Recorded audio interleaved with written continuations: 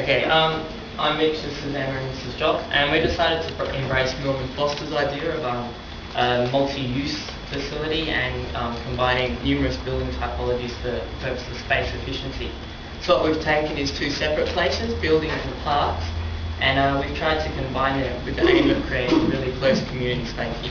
So we thought about looking at the stations and where they are, and commonly they're located along green corridors in the cities, and so it seemed like a logical decision to embrace these. And we thought about the idea of making them environmental nodes, and that led to this.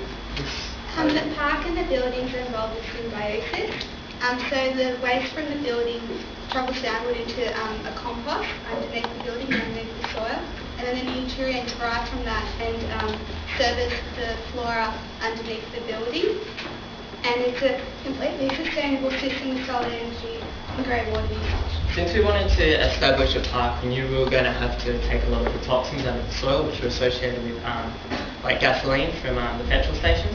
Sunflowers are like an amazing eco-warrior here. They can suck up 95% of gasoline within a few seasons. So the idea would be to plant sunflowers and then phase them out for the landscape. So following recovery, we have formation, where we have the sunflowers planted, and gradually the site begins to be taken over by natural processes. Then we introduce what we called an active platform. So it's just a sort of polycarbonate structure or some kind of material that allows the natural resources to grow on top. And then this is what functions on top of that. Yeah, so the end result of this process is the hybrid between the building and the park. And so it serves both functions. The interaction between the site and the building no longer only happens on site, but also extends to the outer network too. Okay, buildings will obviously take different forms. This could be an example of, say, a residential building. And likewise, the park will take a different form. It could be a skate park or a dog walking park. This could be based on the location in the city. Obviously, you might want restaurants in the inner city, residential in the outer. And yeah, it would just depend on how integrated into the urban fabric. So essentially, the building is on top. This is an example of what it might look like. We've got compost chutes that can be deposited at any time of the building, and that sits down into the compost heap, which is likely to sort of be adapted from the trees. The plants beneath the active platform and then grow that and dispose of that compost.